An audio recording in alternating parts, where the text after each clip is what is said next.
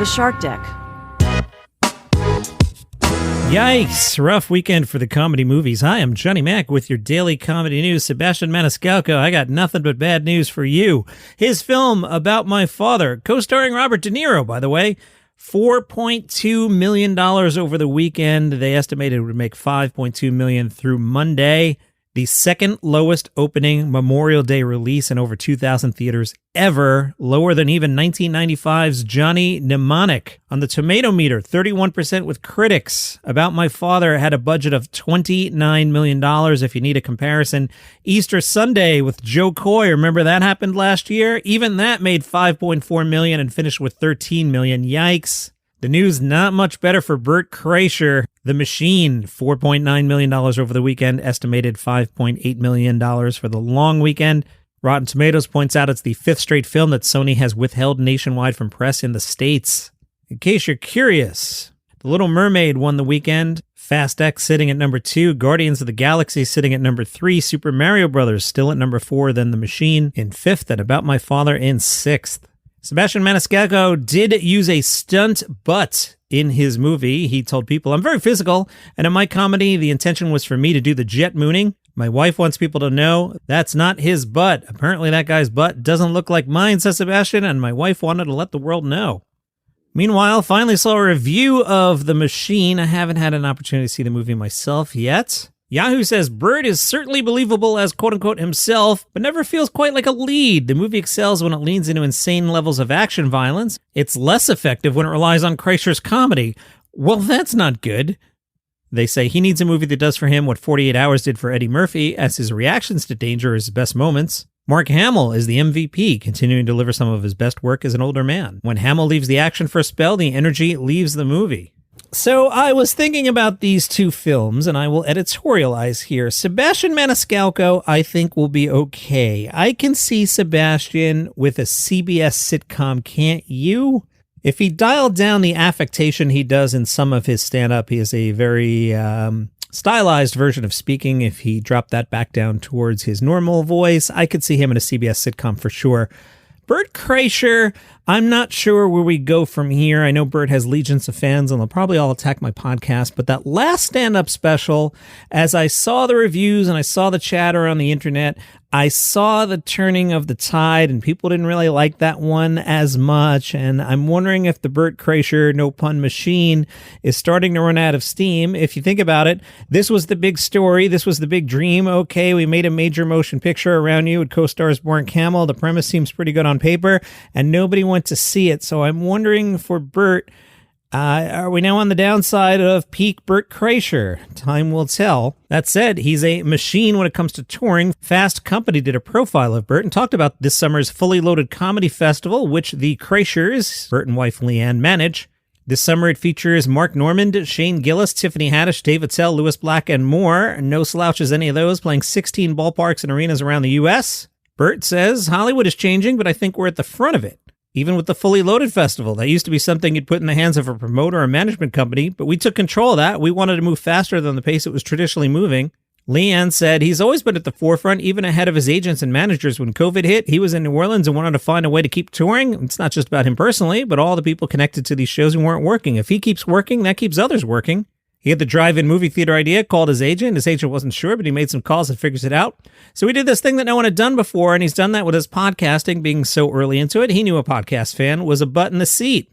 Bert says, I remember going to a meeting one time and bringing a list of my top 50 markets for the podcast, and they were like, Bismarck? Bismarck is the capital of North Dakota with a population of 75,000, Bert said. And I was like, yeah, I'm big there. It's fascinating because there are places where I'm big today where a lot of comics just don't go. Now, if you look at my tour, I'm littered in the Midwest where some comics don't do shows. I'm in Mississippi twice a year. It's all based on metrics and going where the fans are. 10,000 people. That might not sound like a lot for a podcast, but that's an arena. Bert admires Kevin Hart's Heartbeat Productions and says, what I love about what Kevin's done is how he brought everything in-house and said, I wanted to do business with you, but I want to be in charge of all the ancillary projects. I'd love to work with studios when we're marketing movies because we've taken steps in that direction. It's worked well. So the things we're good at, I want to keep being good at and then create relationships with networks and studios through that.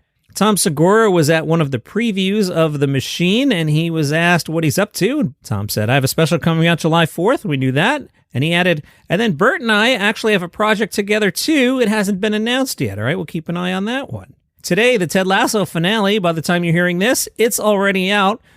Apple, please stop releasing things in the middle of the night. I'm going to have woken up this morning on Wednesday to spoilers, and that's annoying. I'm not getting up at 3 a.m. to watch Ted Lasso, and I can't watch it before breakfast. I watch TV at night like normal people do. I don't know if you noticed over the weekend, HBO released Succession at 9 p.m. It did quite well. It captured the cultural zeitgeist. People talked about it. And it wasn't spoiled. Had HBO released Succession at 3 a.m., we would have woken up to find out who, quote-unquote, won in the end. I'm not even going to spoil it for you 4 days later. Anyway, Ted Lasso, I'll get to it tonight. Maybe. I play volleyball on Wednesday. I might not even get to it tonight because it's going to be ruined. I hate this 3 a.m. stuff in case you can't tell. Oh, by the way, I'm thinking now back to Friday with the cranky Johnny Mac jokes that the Late Bot wrote. Taylor Swift's concert? Amazing. 3 hours, 40 minutes. I had such a good time and played Taylor on the car radio all weekend long. It was so good. I'm not sure any concert's worth $1,200, but the $125 that I paid face value to get in, oh my goodness, she's fantastic. Anyway, Ted Lasso. The character Ted Lasso tweeted on Tuesday, a few years ago, I hopped on a plane with Coach Beard heading to a little town in London. Tonight we play our final match. It's like what I say about the films of David Lynch. I can't tell you what's happening, but I sure as heck don't want it to end. Co-star and writer Brendan Hunt, Coach Beard, told Entertainment Weekly back in 2021 the 3-season arc was Jason Sudeikis' idea. But even back in 21, Brendan said, even as committed to that idea as Jason may have been, none of us were prepared to the degree which people love the show. I think that could make hard-hearted old Sudeikis soften up a little bit. The solution seems to be spinoffs. Sudeikis himself has all but confirmed them, saying, I think we've set the table for all sorts of folks to get to watch the further telling of these stories. Now, one of the problems with season 3 have been all the side stories. One person on Reddit wrote, I'm still waiting for season 3 of Ted Lasso to begin. In the meantime, I'm watching this odd spin-off show about a PR startup mixed with heavy-handed moral public service announcements. Not the worst description, in my opinion, and my wife shares the opinion. When Ted Lasso's about soccer, it's so much more enjoyable. All they have to do is show some soccer, let the coaches hang out a little bit, repeat. I don't need the other stuff. The Daily Beast asked some of the cast for their ideas for spin-offs. Jeremy Swift, he plays Rebecca's assistant Leslie. His idea, Higgins and Coach Beard become detectives, but Beard is secretly corrupt and committing all the crimes himself. Higgins doesn't know anything about it. I'd watch that. James Lance, who plays Trent Krim, said, I'd be pretty interested to see what Will the Kit Man is up to in his private life. Actor Charlie Hiscock is a little superstar. He's funny as hell. I'd like to see him more. Meanwhile, Hiscock said he'd like to see Trent Krim on his next journey. Where does he go now that he's writing the book about the team? What happens next? But of course, the best idea is to do the Roy Kent show with Brett Goldstein, who's been the breakout star of the series. What about a show about Roy and his niece Phoebe?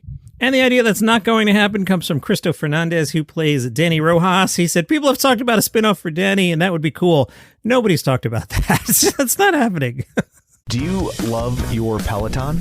Oh, I sure do. Well, I know you do because you started a podcast about one. If you love your Peloton and can't get enough of it and all the news that goes along with it, you should check out our show. It's called The Clip Out. It's a great place to go for instructor news, new classes, motivational tips, corporate machination. We don't just tell you the news, we also give you our thoughts on why things are happening. And each week we also interview a member of the Peloton community. Sometimes it's, somebody like me, just a regular person riding their bike. Sometimes it's Snooki. You never know. You never know. The Clip Out is about anyone who loves their Peloton. Every week we take you behind the scenes and inside the world of Peloton. The Clip Out is available wherever you get your podcasts or check out our website, theclipout.com.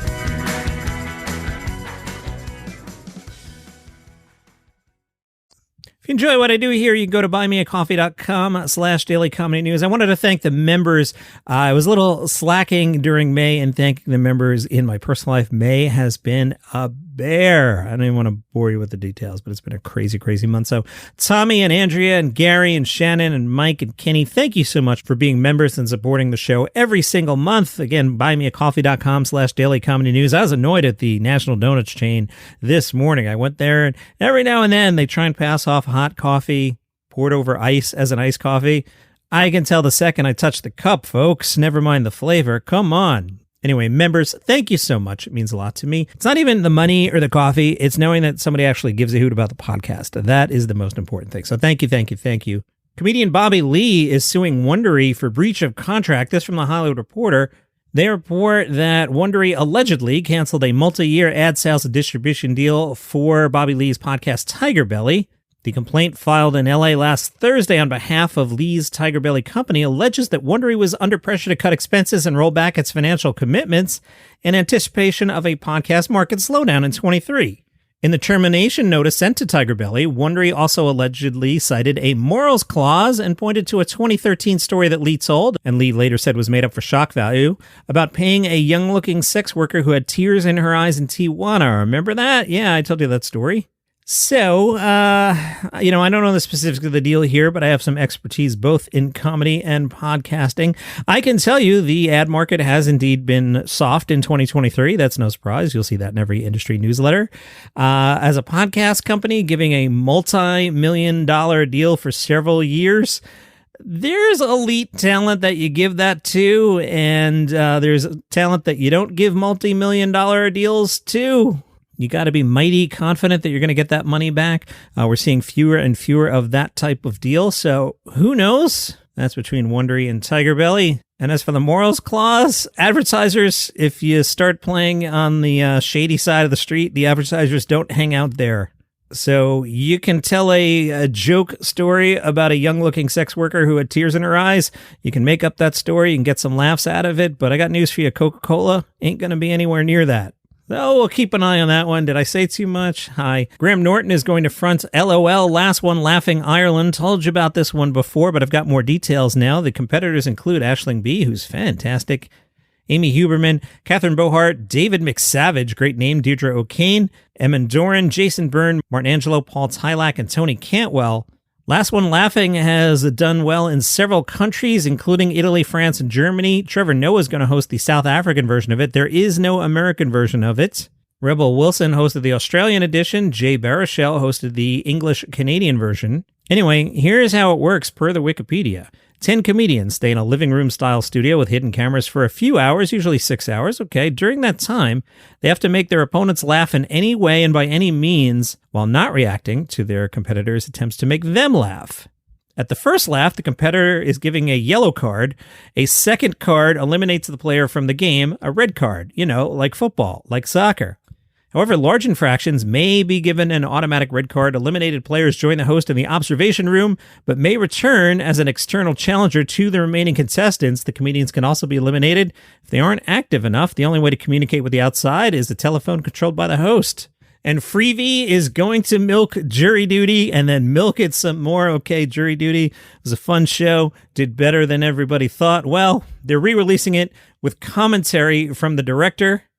And the guy that was tricked, Ronald, will also get some commentary from the characters Noah, Vanessa, Inez, and James Marsden as James Marsden. They are also releasing merch. So if you've always wanted to wear a Dwarf t-shirt, I think you're going to be able to do so very soon. The merch will be out tomorrow. That's your comedy news for today. Follow the show for free on Apple Podcasts, Spotify, YouTube, wherever you get your shows. See you tomorrow.